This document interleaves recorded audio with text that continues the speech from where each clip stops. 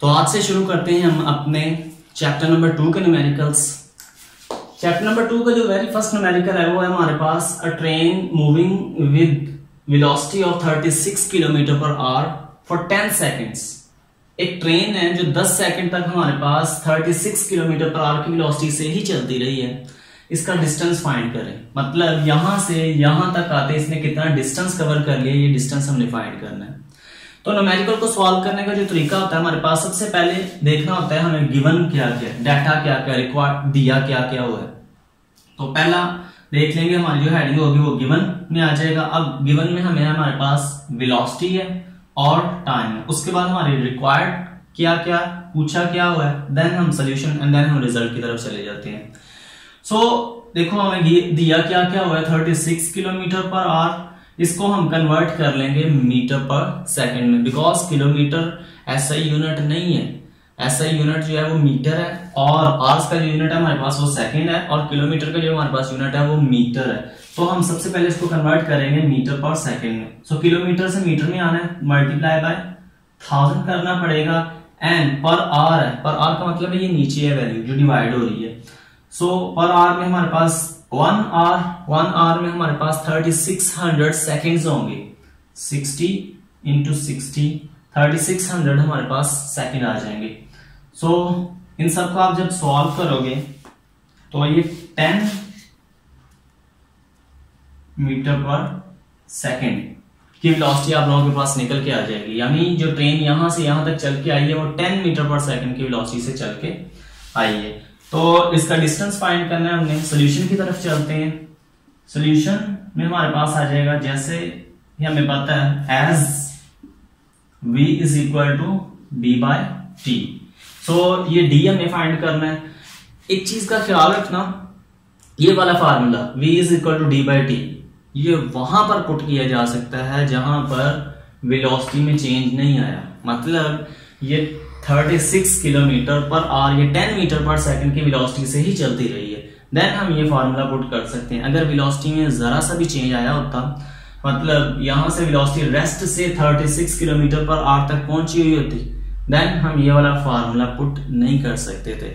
ये वाला formula use होता है जब वेलोसिटी कांस्टेंट होती है, वेलोसिटी सेम होती है, सिर्फ तभी ये फार्मूला हम यूज करते हैं। सो डी हमने फाइंड करना है, टी इधर डिवाइड हो रहा है, इधर आके मल्टीप्लाई हो जाएगा, तो आपके पास इक्वेशन बन जाएगी V T is equal to D, या फिर आप इसको इधर भी लिख सकते हो D is equal to V T. So अब वैल्यूज पुट करते हैं। वी हमारे पास कितना है 10 और टाइम भी हमारे पास है 10। सो 10 इंटू 10 ये आपके पास डिस्टेंस निकल के आ जाएगा 100 मीटर। तो ये लास्ट वाली जो हेडिंग होगी ये आप लोगों की होगी रिजल्ट, ठीक है। सो जो बॉडी डिस्टेंस यानी ट्रेन यहां से यहां तक जो डिस्टेंस ट्रेवल करके आएगी वो होगी 100 मीटर का। सॉल्व करते हैं हम अपना सेकंड वाला न्यूमेरिकल, जिसकी स्टेटमेंट यूं है, अ ट्रेन स्टार्ट फ्रॉम रेस्ट। एक ट्रेन है जो स्टार्ट कर रही है from the rest, it moves through 1 kilometre, 1 kilometre तक वैसे ही मूव कराती हुई यहां पर पहुंचती है इन 100 सेकेंड, और स्टार्ट रेस्ट से लेकर इस पॉइंट तक आते आते जो उसका टाइम लग गया वो लग गया 100 second. What will be its speed at the end of 100 second, मतलब 100 सेकेंड गुजरने के बाद इस पॉइंट पर इसकी फाइनल वेलोसिटी क्या होगी। तो हमने फाइनल वेलोसिटी फाइंड करनी है। तो गिवन में अगर हम लोग देखें हमारे पास इनिशियल वेलोसिटी है, फाइनल वेलोसिटी हमने फाइंड करनी है, डिस्टेंस 1 किलोमीटर यानी 1000 मीटर दिया हुआ है, एंड टाइम हमारे पास है 100 सेकेंड। सो गिवन में हमारे पास इनिशियल वेलोसिटी 0 हो जाएगी, डिस्टेंस जो दिया हुआ 1 किलोमीटर उसको मल्टीप्लाई कर देंगे 1000 से, तो हमारे पास ये 1000 मीटर बन जाएगा, बिकॉज ऐसा unit is a metre. So time हमारे पास जो है 100 सेकेंड, फाइनल वेलोसिटी हमने फाइंड करनी है। सो फाइनल वेलोसिटी फाइंड करने से पहले हमें एक्सेलरेशन इसका निकालना पड़ेगा, बिकॉज तीनों इक्वेशंस को यूज करने से पहले हमें एक्सेलरेशन को यूज करना पड़ता है। तीनों इक्वेशंस में हमारे पास एक्सेलरेशन लाजमी मौजूद होता है, दैट इज व्हाई हमें सबसे पहले इसका एक्सेलरेशन निकालना होगा, देन हम इसका फाइनल वेलोसिटी निकाल सकेंगे। तो हम एक्सेलरेशन निकालने के लिए सेकंड इक्वेशन ऑफ मोशन को यूज करते हैं, s is equal to v i t plus 1/2 at का स्क्वायर।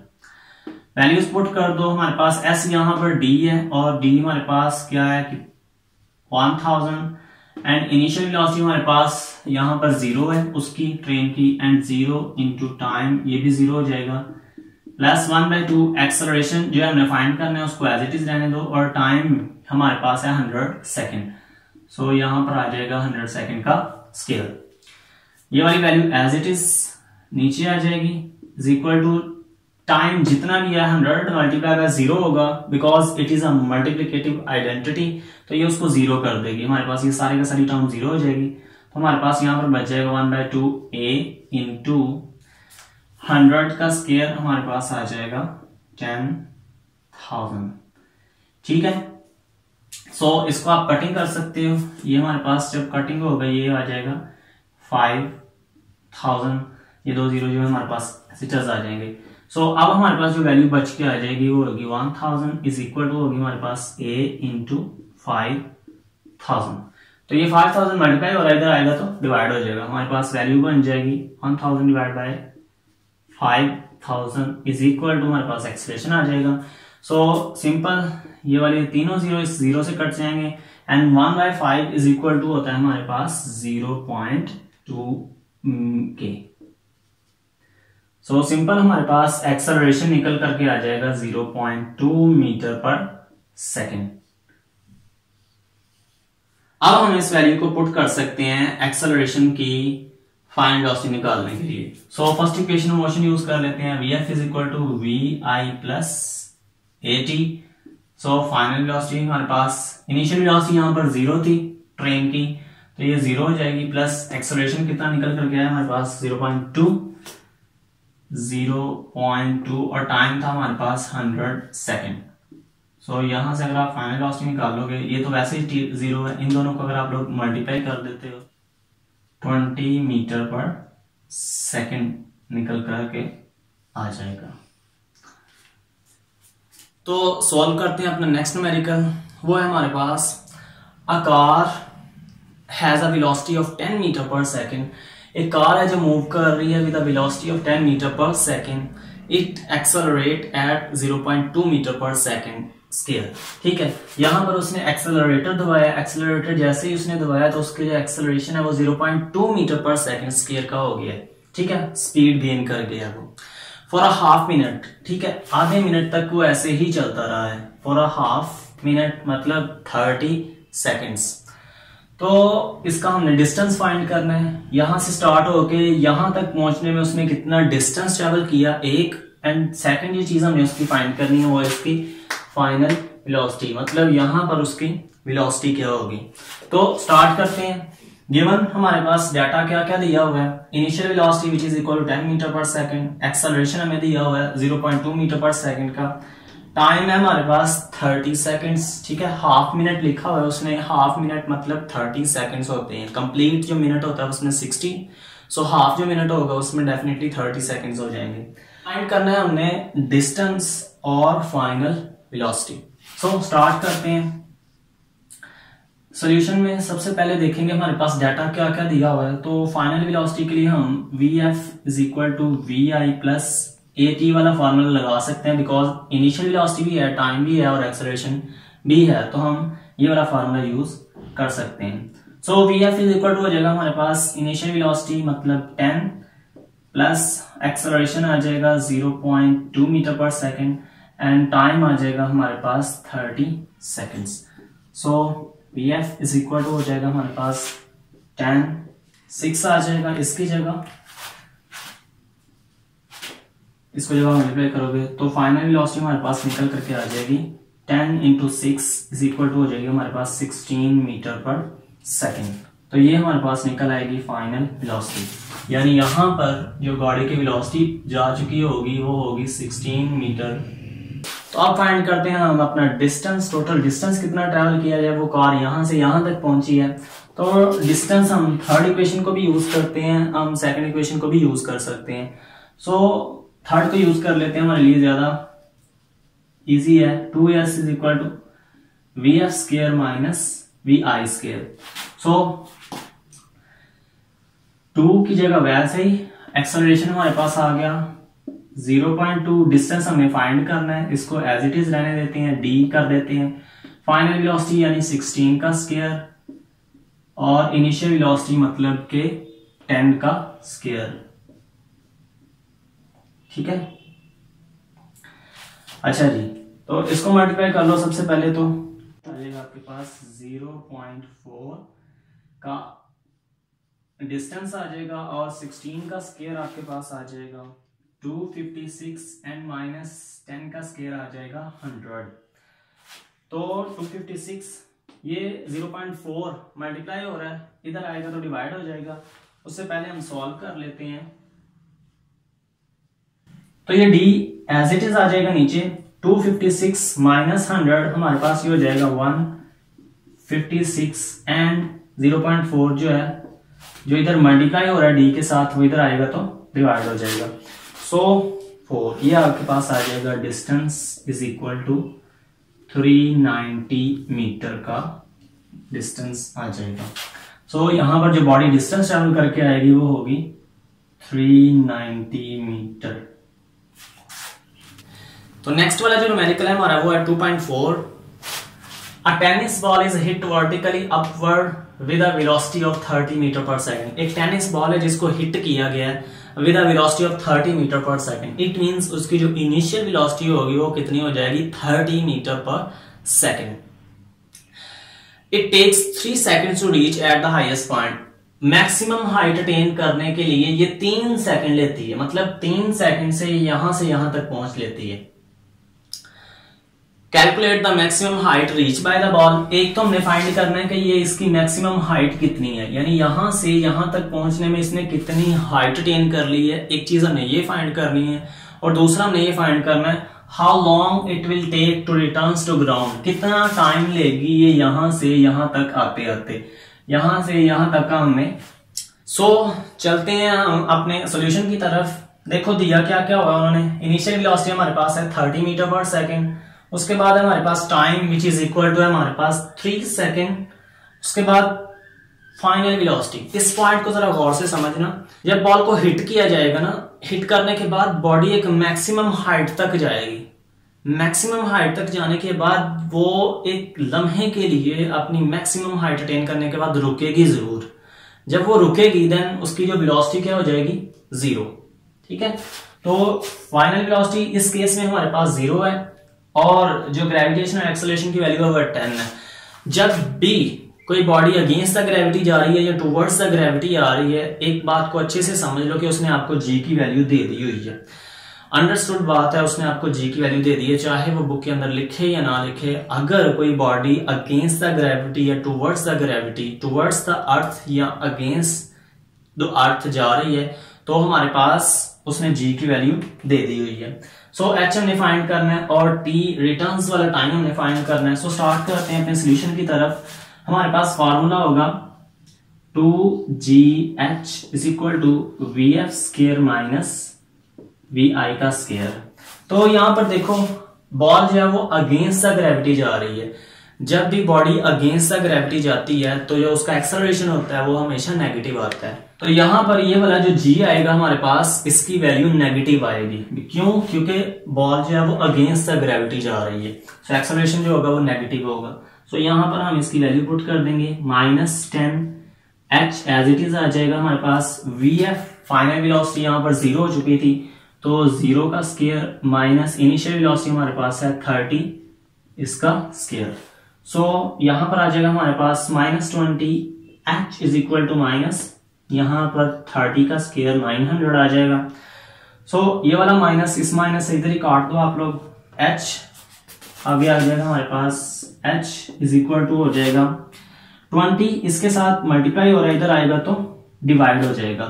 ٹھیک ہے, یہاں پر ملٹیپلائی ہو رہا تھا, ادھر آئے گا تو ڈیوائڈ ہو جائے گا. تو آپ کے پاس بن جائے گا 900 ڈیوائڈڈ بائی 20. تو اس کو جب آپ ڈیوائڈ کرو گے تو یہ ہمارے پاس نکل کر کے آ جائے گا 45 یعنی وہ باڈی جو میکسیمم ہائٹ اٹین کرے گی وہ کتنی ہوگی 45 میٹر. ٹھیک ہے, اور ایک جو ہمارے پاس ایک سٹیٹمنٹ سے ہم اس کو واضح کریں گے.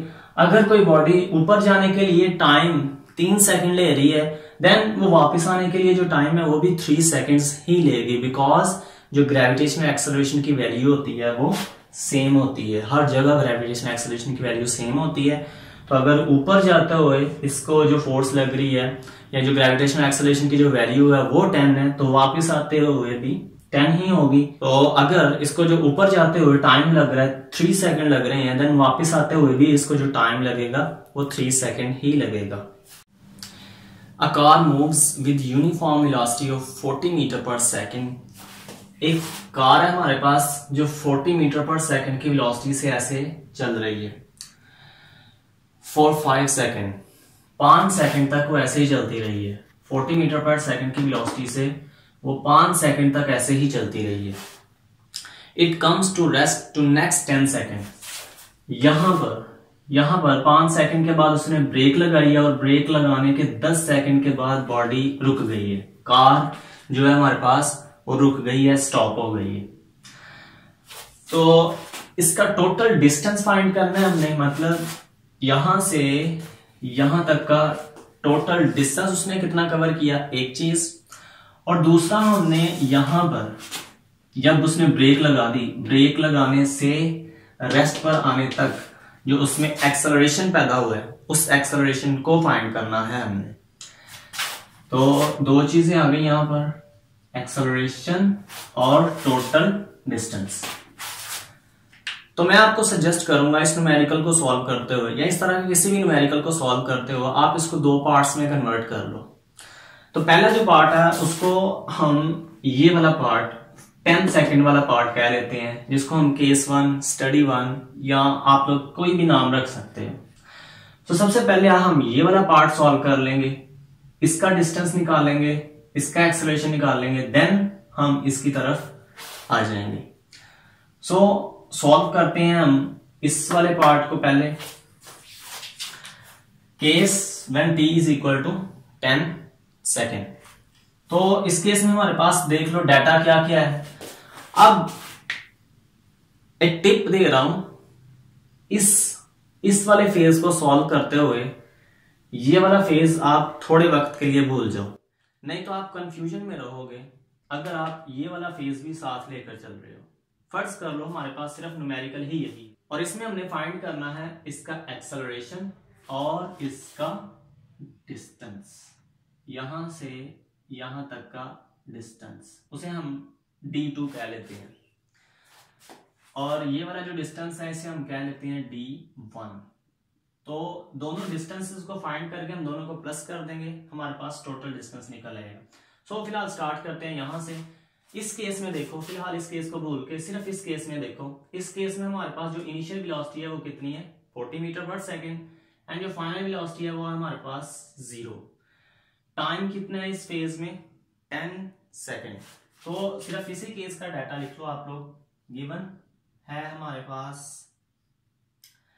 vi is equal to 40 metre पर सेकेंड एंड vf है हमारे पास 0। टाइम दिया हुआ है हमें 10 सेकेंड। सो रिक्वायर्ड है हमारे पास एक्सेलरेशन और डिस्टेंस। तो एक्सेलरेशन फाइंड करते हैं पहले। As you know that a is equal to होता है हमारे पास vf minus vi over t। ठीक है, यहां से आप स्लो सॉल्यूशन स्टार्ट कर दिया हो। सो यहां पर देखो a हमारे पास कितना है, vf हमारे पास 0 हो गया, माइनस इनिशियल वेलोसिटी हमारे पास 40 हो गई है, एंड टाइम हो गया हमारे पास 10 सेकेंड। सो सिंपल आपके पास आ जाएगा 0, इससे कट गया, 0 की कोई वैल्यू नहीं है, -4 मीटर पर स्क्वायर का एक्सेलरेशन निकल आएगा।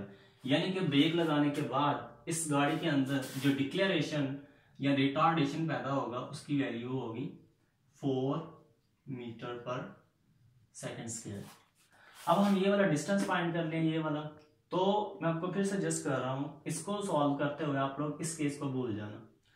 तो हम इसका डिस्टेंस फाइंड करते हैं, एंड डिस्टेंस हम थर्ड इक्वेशन यूज कर सकते हैं या फिर फर्स्ट सेकंड इक्वेशन को भी यूज कर सकते हैं। मैं यहां पर थर्ड इक्वेशन को यूज करूंगा, 2as is equal to vf square minus vi square, 2 into -4 और एस हमने फाइंड करना है, उसको एज इट इज लिख देंगे। वी एफ का स्केयर मतलब कि हमारे पास 0 का स्केयर एंड माइनस में आ जाएगा इनिशियल वेलोसिटी मतलब 40 का स्केयर।